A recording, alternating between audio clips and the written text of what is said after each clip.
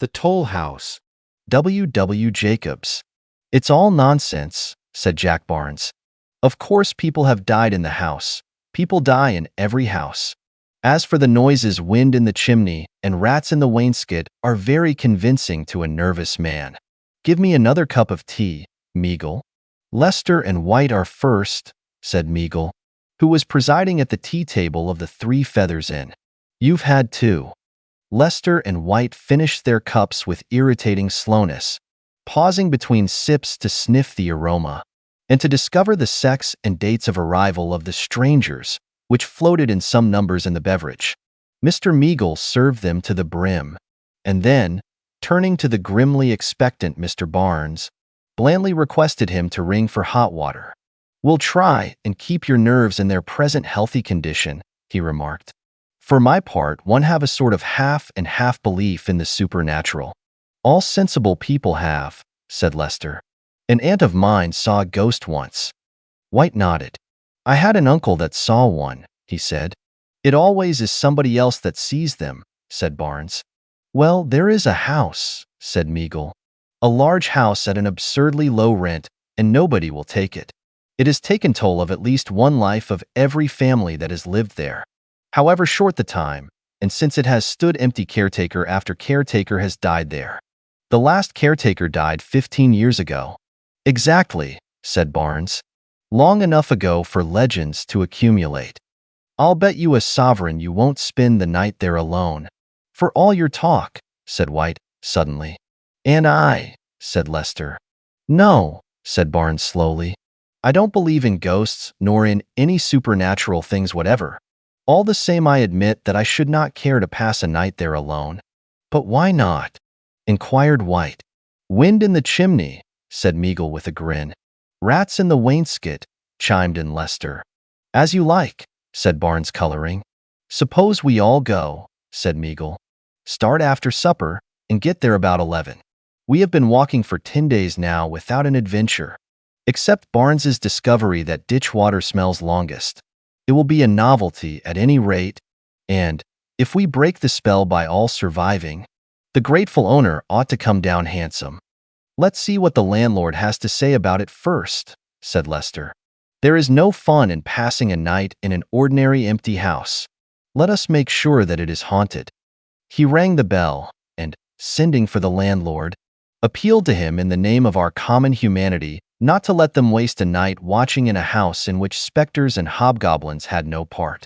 The reply was more than reassuring, and the landlord, after describing with considerable art the exact appearance of a head which had been seen hanging out of a window in the moonlight, wound up with a polite but urgent request that they would settle his bill before they went. "It's all very well for you young gentlemen to have your fun," he said indulgently, "but supposing as how you are all found dead in the morning, what about me? It ain't called the Toll House for nothing, you know." "Who died there last?" inquired Barnes, with an air of polite derision. "A tramp," was the reply. "He went there for the sake of half a crown, and they found him next morning hanging from the balusters, dead." "Suicide," said Barnes. "Unsound mind." The landlord nodded. "That's what the jury brought it in," he said slowly. "But his mind was sound enough when he went in there. I'd known him, off and on, for years. I'm a poor man, but I wouldn't spend the night in that house for £100. He repeated this remark as they started on their expedition a few hours later. They left as the inn was closing for the night. Bolts shot noisily behind them, and, as the regular customers trudged slowly homewards, they set off at a brisk pace in the direction of the house. Most of the cottages were already in darkness, and lights in others went out as they passed. "It seems rather hard that we have got to lose a night's rest in order to convince Barnes of the existence of ghosts," said White. "It's in a good cause," said Meagle. "A most worthy object, and something seems to tell me that we shall succeed. You didn't forget the candles, Lester?" "I have brought 2, was the reply. All the old man could spare. There was but little moon, and the night was cloudy. The road between high hedges was dark, and in one place, where it ran through a wood, so black that they twice stumbled in the uneven ground at the side of it. Fancy leaving our comfortable beds for this, said White again. Let me see. This desirable residential sepulchre lies to the right, doesn't it? Farther on, said Meagle. They walked on for some time in silence, broken only by White's tribute to the softness, the cleanliness, and the comfort of the bed, which was receding farther and farther into the distance. Under Meagle's guidance, they turned off at last to the right, and, after a walk of 1/4 of a mile, saw the gates of the house before them.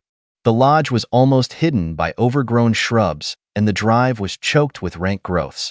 Meagle leading, they pushed through it until the dark pile of the house loomed above them. There is a window at the back where we can get in? So the landlord says, said Lester, as they stood before the hall door. Window? Said Meagle. Nonsense. Let's do the thing properly. Where's the knocker? He felt for it in the darkness and gave a thundering rat-tat-tat at the door. Don't play the fool, said Barnes crossly. Ghostly servants are all asleep, said Meagle gravely. But I'll wake them up before I've done with them. It's scandalous keeping us out here in the dark. He plied the knocker again, and the noise volleyed in the emptiness beyond. Then with a sudden exclamation he put out his hands and stumbled forward. Why, it was open all the time, he said, with an odd catch in his voice. Come on. I don't believe it was open, said Lester, hanging back. Somebody is playing us a trick. Nonsense, said Meagle sharply. Give me a candle. Thanks. Who's got a match? Barnes produced a box and struck one, and Meagle, shielding the candle with his hand, led the way forward to the foot of the stairs. Shut the door, somebody, he said. There's too much draft. It is shut, said White, glancing behind him. Meagle fingered his chin. Who shut it? He inquired, looking from one to the other. Who came in last? I did, said Lester, but I don't remember shutting it. Perhaps I did, though. Meagle, about to speak, thought better of it, and, still carefully guarding the flame, began to explore the house, with the others close behind. Shadows danced on the walls and lurked in the corners as they proceeded. At the end of the passage they found a second staircase, and ascending it slowly gained the first floor. Careful, said Meagle, as they gained the landing. He held the candle forward and showed where the balusters had broken away. Then he peered curiously into the void beneath. This is where the tramp hanged himself. I suppose, he said thoughtfully. You've got an unwholesome mind, said White, as they walked on. This place is cute yet creepy enough without your remembering that. Now let's find a comfortable room and have a little nip of whiskey apiece and a pipe. How will this do? He opened a door at the end of the passage and revealed a small square room. Meagle led the way with the candle, and, first melting a drop or two of tallow, stuck it on the mantelpiece. The others seated themselves on the floor and watched pleasantly as White drew from his pocket a small bottle of whiskey and a tin cup.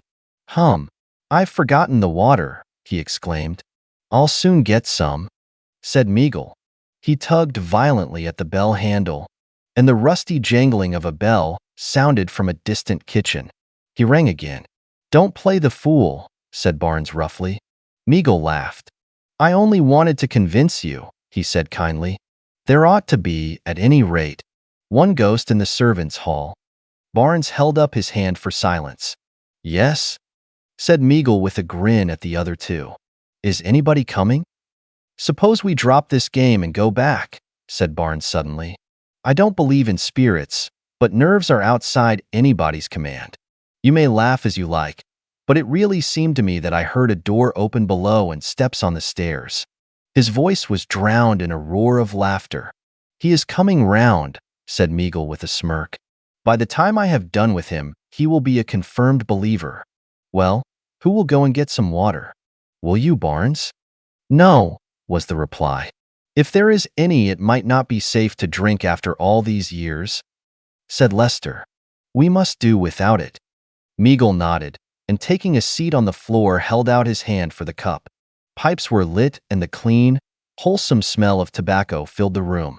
White produced a pack of cards. Talk and laughter rang through the room and died away reluctantly in distant corridors. Empty rooms always delude me into the belief that I possess a deep voice, said Meagle. Tomorrow. He started up with a smothered exclamation as the light went out suddenly and something struck him on the head. The others sprang to their feet. Then Meagle laughed. It's the candle, he exclaimed.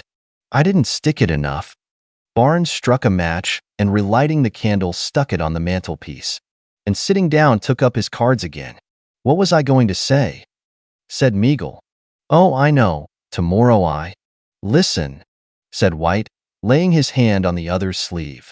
Upon my word, I really thought I heard a laugh. Look here, said Barnes. What do you say to going back? I've had enough of this. I keep fancying that I hear things too. Sounds of something moving about in the passage outside. I know it's only fancy, but it's uncomfortable. You go if you want to, said Meagle, and we will play dummy. Or you might ask the tramp to take your hand for you as you go downstairs. Barnes shivered and exclaimed angrily. He got up and, walking to the half-closed door, listened. Go outside, said Meagle, winking at the other two. I'll dare you to go down to the hall door and back by yourself. Barnes came back and, bending forward, lit his pipe at the candle. I am nervous but rational, he said, blowing out a thin cloud of smoke. My nerves tell me that there is something prowling up and down the long passage outside. My reason tells me that it is all nonsense. Where are my cards? He sat down again and, taking up his hand, looked through it carefully and led. Your play, White, he said after a pause. White made no sign. Why, he is asleep, said Meagle. Wake up, old man. Wake up and play. Lester, who was sitting next to him, took the sleeping man by the arm and shook him, gently at first and then with some roughness. But White, with his back against the wall and his head bowed, made no sign. Meagle bawled in his ear and then turned a puzzled face to the others. He sleeps like the dead, he said, grimacing. Well, there are still 3 of us to keep each other company. Yes, said Lester, nodding. Unless, good Lord, suppose. He broke off and eyed them, trembling. Suppose what? Inquired Meagle. Nothing, stammered Lester. Let's wake him. Try him again. White. It's no good, said Meagle seriously. There's something wrong about that sleep. That's what I meant, said Lester. And if he goes to sleep like that, why shouldn't? Meagle sprang to his feet. Nonsense, he said roughly. He's tired out, that's all. Still, let's take him up and clear out. You take his legs and Barnes will lead the way with the candle. Yes? Who's that? He looked up quickly towards the door. Thought I heard somebody tap? He said with a shamefaced laugh. Now, Lester, up with him. 1, 2. Lester. He sprang forward too late. Lester, with his face buried in his arms, had rolled over on the floor fast asleep, and his utmost efforts failed to awaken him. He is asleep, he stammered. Asleep. Barnes, who had taken the candle from the mantelpiece, stood peering at the sleepers in silence and dropping tallow over the floor. We must get out of this, said Meagle. Quick. Barnes hesitated. We can't leave them here, he began. We must, said Meagle in strident tones. If you go to sleep, I shall go quick. Come. He seized the other by the arm and strove to drag him to the door. Barnes shook him off and, putting the candle back on the mantelpiece, tried again to arouse the sleepers. It's no good, he said at last, and, turning from them, watched Meagle. Don't you go to sleep, he said anxiously. Meagle shook his head, and they stood for some time in uneasy silence. May as well shut the door, said Barnes at last. He crossed over and closed it gently.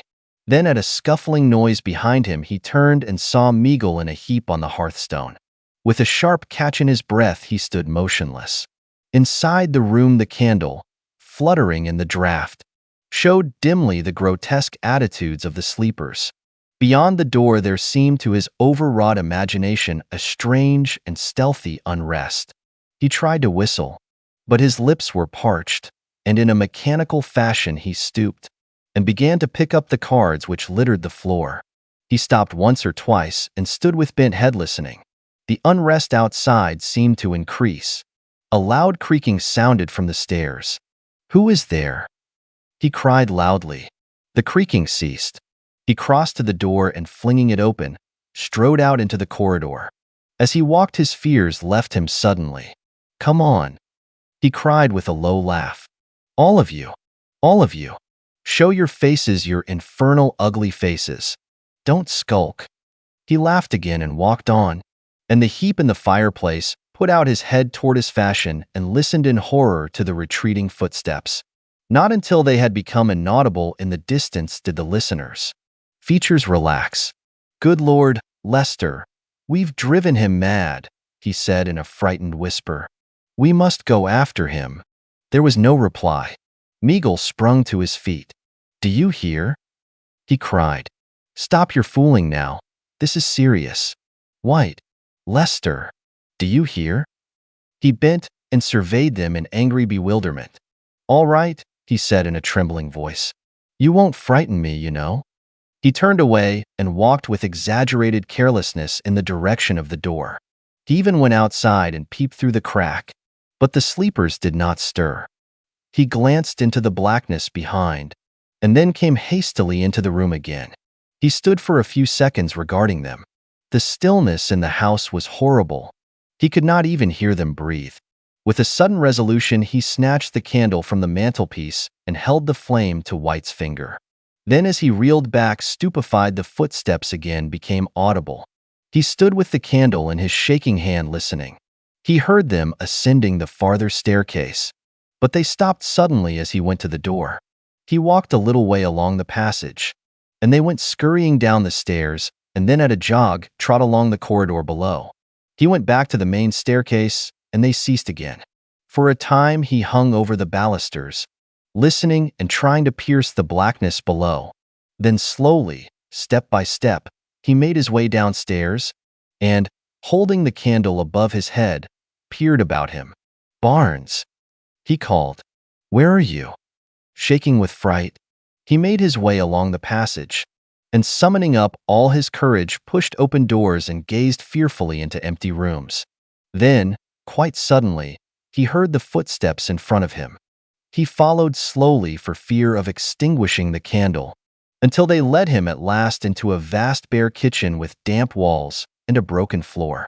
In front of him, a door leading into an inside room had just closed. He ran towards it and flung it open, and a cold air blew out the candle. He stood aghast. "Barnes," he cried again. "Don't be afraid. It is I, Meagle." There was no answer. He stood gazing into the darkness, and all the time the idea of something close at hand watching was upon him. Then suddenly the steps broke out overhead again. He drew back hastily, and passing through the kitchen groped his way along the narrow passages. He could now see better in the darkness, and finding himself at last at the foot of the staircase, began to ascend it noiselessly. He reached the landing just in time to see a figure disappear round the angle of a wall.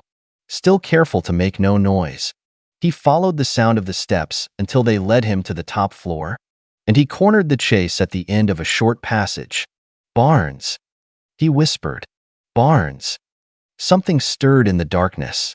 A small circular window at the end of the passage just softened the blackness and revealed the dim outlines of a motionless figure. Meagle, in place of advancing, stood almost as still as a sudden horrible doubt took possession of him.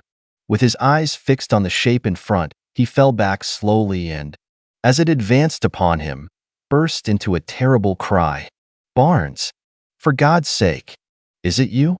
The echoes of his voice left the air quivering, but the figure before him paid no heed. For a moment he tried to brace his courage up to endure its approach. Then with a smothered cry he turned and fled. The passages wound like a maze, and he threaded them blindly in a vain search for the stairs. If he could get down and open the hall door. He caught his breath in a sob. The steps had begun again. At a lumbering trot they clattered up and down the bare passages, in and out, up and down, as though in search of him. He stood appalled, and then as they drew near entered a small room and stood behind the door as they rushed by. He came out and ran swiftly and noiselessly in the other direction, and in a moment the steps were after him. He found the long corridor and raced along it at top speed. The stairs he knew were at the end, and with the steps close behind, he descended them in blind haste. The steps gained on him, and he shrank to the side to let them pass, still continuing his headlong flight. Then suddenly he seemed to slip off the earth into space. Lester awoke in the morning to find the sunshine streaming into the room, and White sitting up and regarding with some perplexity a badly blistered finger. "Where are the others?" inquired Lester. "Gone, I suppose," said White. "We must have been asleep." Lester arose and, stretching his stiffened limbs, dusted his clothes with his hands and went out into the corridor. White followed. At the noise of their approach, a figure which had been lying asleep at the other end sat up and revealed the face of Barnes. "Why, I've been asleep," he said in surprise. "I don't remember coming here. How did I get here?" "Nice place to come for a nap," said Lester, severely, as he pointed to the gap in the balusters. "Look there. Another yard, and where would you have been?" He walked carelessly to the edge and looked over.